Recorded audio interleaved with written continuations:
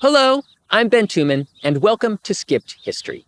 Today's story is the second of a three-part series about the portrayal of Black history, or lack thereof, in textbooks. I read about it in Schoolbook Nation by Joseph Moreau and an essay by Jamelle Bouie in the 1619 Project.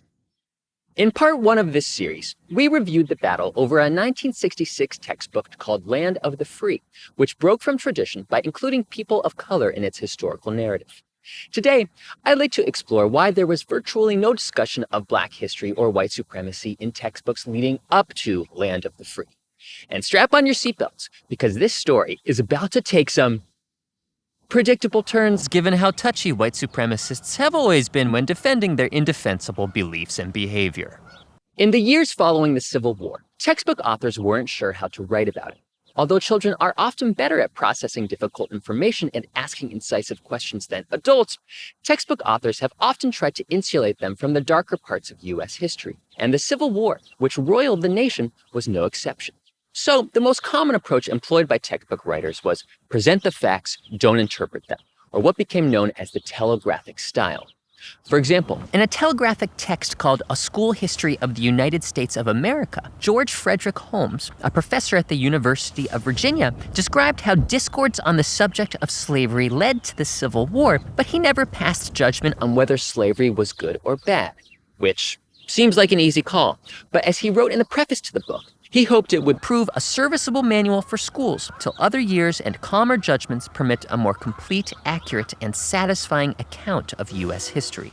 From a financial perspective, this approach worked. A School History was the most popular text in the South for 20 years after the Civil War, and textbooks throughout the North also adopted the telegraphic style, which is remarkable, given that it was about as engaging as Randy Smith describing type fonts in the 1989 edition of Microsoft Word. Your computer will hold, without changing some of your software, up to 200 of these type fonts. In my computer, I have 131. Of that 131, I basically use 2. I think the other 129 are there to impress people. Unsurprisingly, in the 1880s, the Grand Army of the Republic, an organization composed of veterans of the Union Army, began demanding that a little more opinion appear in textbooks. In their minds, the Civil War was a conflict of right versus wrong, and they formed a textbook committee to rectify books whose efforts to be impartial and non-sectional have gone beyond the bounds of reason. Ironically, Confederate veterans voiced similar complaints, describing books written in the telegraphic style as all gotten up with the aim of pleasing everybody and offending no one, which, unless you're Charlotte Dujardin and Vallegro competing at the 2014 Dressage World Cup, is impossible to accomplish. Of note, the Confederates' critique built on earlier attacks on textbooks. In 1837, South Carolina politician John Calhoun, who apparently always looked like he just gotten the bad news that Oscar the Grouch was his father, proudly stated that slavery was good and would continue to prove so if not disturbed by the fell spirit of abolition. By the 1840s, these attacks on anyone who rejected slavery extended to schools, with Southern publications calling for a war against abolition teachers and anti-slavery textbooks. Fast forward to 1892, when building on this reactionary tradition that enslavers like Calhoun instilled in white Southern culture, the United Confederate Veterans formed its own history committee, meant to expunge criticisms of the South from textbooks. A battle between the two veterans groups ensued. Union vets pushed for texts to call the war the pro-slavery rebellion. Confederate veterans pushed for books to adopt the basic tenets of lost cause mythology, which included calling the war between the states, describing high taxes, not slavery, as the central cause of the war, villainizing Reconstruction, and portraying slavery as good for enslaved Africans. Indeed, as author Susan Pendleton Lee wrote in a book recommended by the UCV, the most affectionate relationships existed between the slaves and their owners.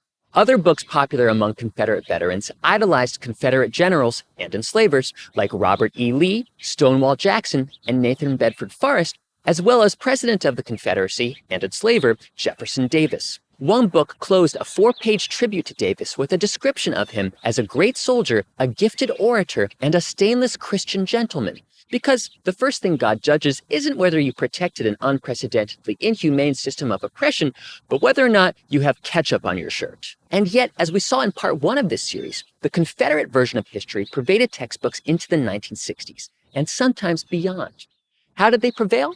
Well, in the 1890s, 5 major textbook publishers merged into one company, the American Book Company, or ABC. ABC soon dominated the market, leading reactionaries in the South to fear social and political disaster traceable to the domination of this school book monopoly. If our Southern people are wise, warned North Carolina's superintendent of public instruction in 1890, they will look carefully after the books that are put into the hands of their children. So, what did most Southern states do?